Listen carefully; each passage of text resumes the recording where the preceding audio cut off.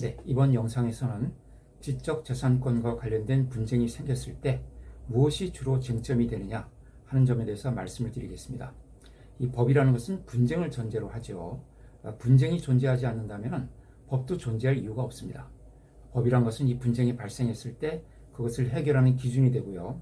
또 한편으로는 그 기준으로서의 역할을 함으로써 그 잠재적인 분쟁이 현실화되는 것을 막는 그런 기능을 하죠.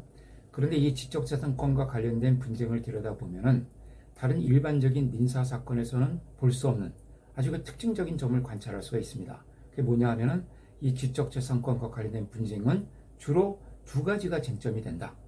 이 쟁점이 두 가지 사항이 집중된다는 거예요. 그 첫째는 그 성립 요건을 충족했느냐 하는 문제이고요. 두 번째로는 침해가 성립하느냐, 이 두 가지입니다. 그러니까 성립 요건의 충족 여부, 그 다음에 침해의 성립 여부. 자, 이것은 일반적인 민사소송과 좀 다른 점인데요. 우리 일반적인 민사소송에서 보면은 내가 어떤 건물을 하나 가지고 있는데 이 건물에 누가 침입을 했어요. 그래서 내 건물에 대한 소유권을 침해하고 있습니다. 그럴 때 이 건물이 과연 이게 건물이냐 아니냐? 이것이 문제되는 경우는 거의 없죠. 당연히 그냥 건물이면 건물이라는 것을 전제로 해서 과연 상대방이 내 건물에 들어올 권리가 있느냐 없느냐가 쟁점이 되는 것이지, 지금 내가 권리를 주장하는 이 대상, 이 건물이 건물로서 성립을 했느냐 안 했느냐는 쟁점이 되지 않습니다.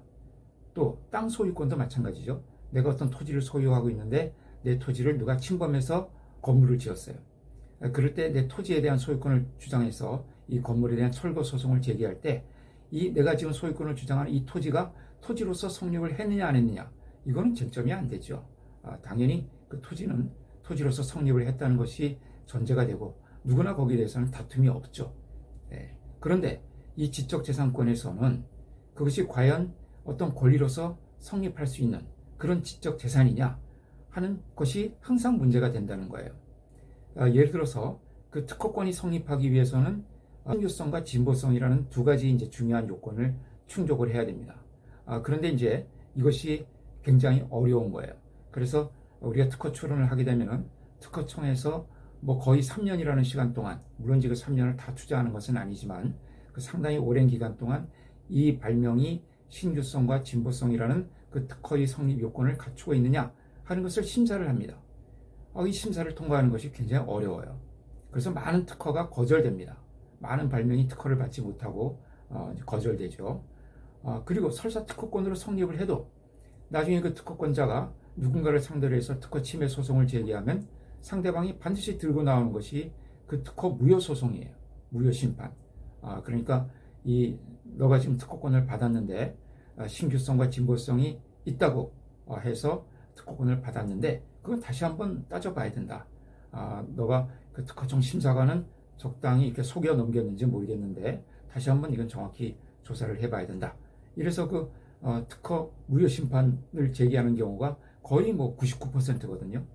그리고 그 특허 무효 심판에서 특허 요건을 충족하지 못했다, 성립 요건을 충족하지 못했다고 해서 죽어버리는 특허가 거의 절반이 넘습니다. 이렇게 어떤지 특허권이 성립할 때도 이 성립 요건 충족이 어렵지만 일단 성립을 해도 나중에 가서 그 성립 요건이 충족이 못 되었다, 그러니까 잘못 특허가 나온 것이다 해서 그 권리가 부정되는 경우가 상당히 많이 있거든요. 우리 저작권법에서의 성립 요건은 뭡니까? 창작성이죠. 그런데 이 창작성이 없다고 해서 보호를 못 받는 그런 그 컨텐츠들이 굉장히 많이 있죠. 또 이른바 대박 컨텐츠들 중에 그런 것이 많이 있습니다. 그래서 제가 다른 영상에서 이 창작성과 관련된 그런 내용을 한번 올려드린 적이 있죠.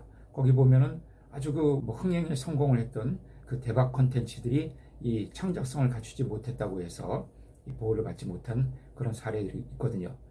이렇게 인간이 어떤 지적 창작물이 전부 지적재산권의 보호를 받는 것이 아니라 일정한 성립 요건을 충족을 해야 된다는 거죠. 그런데 그 성립 요건을 충족하는 것이 상당히 이제 어려운 경우가 있고 애매한 경우가 많기 때문에 이 지적재산권과 관련된 분쟁이 생기면은 첫째 쟁점으로 떠오르는 것이 성립 요건을 과연 충족을 했느냐. 이 부분이 이제 먼저 심리를 하고 들어가야 된다는 거죠. 그 부분이 통과가 되어야, 즉 성립 요건 충족이 되었다는 것이 이 분쟁 과정에서, 재판 과정에서 확인이 되어야 비로소 이제 그 다음에 권리를 행사할 수 있게 되는 이제 그런 수순으로 나아가게 됩니다. 그래서 실제 이 지적재산권 분쟁에 들어가게 되면은 이런 성립 요건의 충족 여부가 핵심적인 쟁점을 이루게 되고요. 그것을 둘러싸고 원고와 피고 사이에 치열한 그런 공방이 벌어지게 되는 것이죠. 자, 그 다음에 두 번째 쟁점입니다. 두 번째 쟁점은 침해가 성립하느냐. 이것은 이제 보호 범위의 확정과도 같은 말이라고 볼 수가 있는데요. 일반적인 민사소송에서 내가 어떤 땅을 하나 갖고 있는데 내 땅을 누가 넘어와서 경계를 침범해가지고 건물을 하나 지었어요.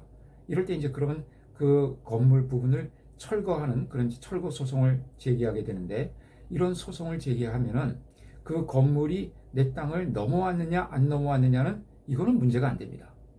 그거는 그냥 단순한 사실 확정의 문제이지 그거는 논쟁의 대상이 아니에요. 왜냐하면 그건 측량을 해보면 그냥 나오기 때문에 뭐 눈으로는 안 보이죠, 정확히. 그러나 이 토지 측량을 해보면은, 경계 측량을 해보면은 지금 피고의 건물이 원고의 토지를 침범했는지 안 했는지는 그냥 나오는 거거든요. 그 측량이 잘못되면 재측량하는 수밖에 없습니다.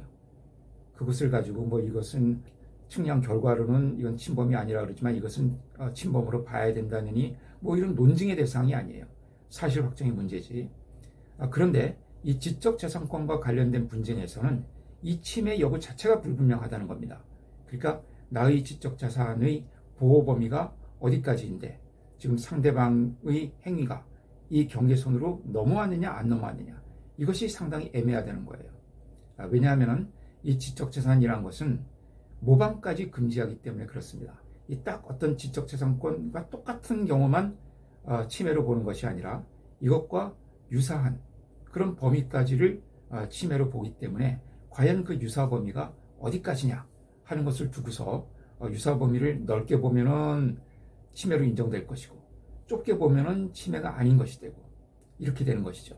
그래서 실제 이제 법정에서 재판이 벌어지게 되면은 이 보호 범위를 어디까지로 볼 것이냐. 그래서 결국 이것이 침해냐 아니냐를 확정하는 이 문제가 아주 중요한 쟁점이 된다는 겁니다. 그래서 우리 특허에서는요, 원고가 특허권을 주장하는 발명이 있지 않겠습니까?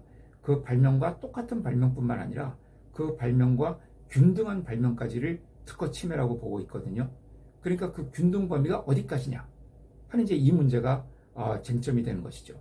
특허에서는 균등 범위까지가 침해고요. 상표에서는 유사 범위까지가 침해입니다. 그러니까 동일한 상표뿐만 아니라 유사 상표까지 침해가 되는 것이죠. 저작권에서는 실질적 유사성이 있는 범위까지가 저작권의 침해에 해당됩니다. 그러니까 특허에서는 균등 범위까지, 상표에서는 유사 범위까지, 그리고 저작권법에서는 실질적 유사성이 있는 범위까지. 자, 그런데 이런 균등이나 유사나 실질적 유사 이런 개념들이 상당히 그 애매하고 불분명한 개념들이죠. 어떤 가치 판단이 들어가는 개념들입니다. 그러다 보니까 이것이 이제 당사자들 간에 다툼이 생기고 또 판단자에 따라서는 결론이 다르게 나올 수 있는 이런 소지가 많기 때문에 실제 재판에서 가장 중요한 두 번째 쟁점이 되는 것이죠. 뭐 균등이라는 것은 쉽게 말하면은 바꿔 쓸 수 있느냐 하는 문제입니다. 그러니까 지금 A라는 발명이 있는데 지금 상대방이 B라는 형태로 이것을 이용하고 있어요. 그런데 A와 B를 치환했을 때 그 작용 효과가 동일하게 나온다면은 그걸 이제 보통 균등 발명이라고 합니다.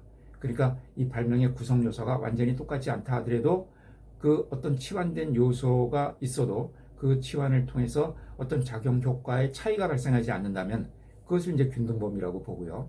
상표에서 이제 유사 범위로 보는 것은 결국은 소비자들이 혼동을 일으키느냐 하는 것을 이제 가지고 봅니다. 그 다음에 저작권에서는 그냥 유사 범위가 아니라 실질적 유사까지가 저작권 침해로 보는 것이죠. 저작권에서 단순 유사성이 아니라 실질적 유사성을 보호 범위로 보는 것은 쉽게 말하면 사소한 유사성은 허용하겠다는 겁니다. 그러니까 저작권법에서는 사소한 유사성 정도는 봐주겠다. 그러나 그 유사성의 정도가 실질적인 정도에 이르게 되면은 그때는 그건 저작권 침해다. 이렇게 본다는 것이죠. 자, 이렇게 성립 요건의 문제, 그 다음에 침해의 문제, 침해의 문제는 결국 보호 범위의 확정 문제인데요. 이 두 가지가 지적재산권에서의 쟁점, 가장 핵심적인 쟁점이 된다. 나머지는 일반 민사사건하고 똑같습니다. 같다고 보시면 돼요. 이 두 가지가 지적재산권에서의 특수한 그런 쟁점이다. 이렇게 보시면 되고요.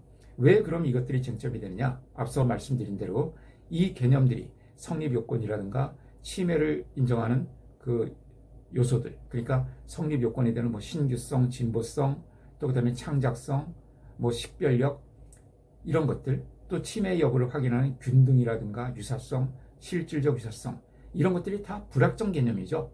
예. 판단하는 사람의 주관적인 판단이 들어갈 수 있는 그런 불확정 개념입니다. 그래서 이 지적재산권 관련 분쟁은 어느 정도 주관적인 판단을 수반하게 되고요. 그래서 어떤 법적 안정성은 상당히 떨어진다고 볼 수가 있습니다. 그래서 우리가 이제 이 지적재산권을 앞으로 다뤄 나가는 데 있어서는 구체적인 사례들을 검토하고 또 거기에 합리적으로 적용될 수 있는 그런 분석의 틀을 제시를 해서 나름대로 어떤 객관적인 기준을 만들어가는 이런 것이 중요하다. 그래서 이런 불확정 개념을 가급적 객관적으로 또 타당하게 합리적으로 보호하는 그런 기준을 만들어 나가는 이런 노력이 필요하다. 이렇게 말씀드릴 수가 있겠습니다.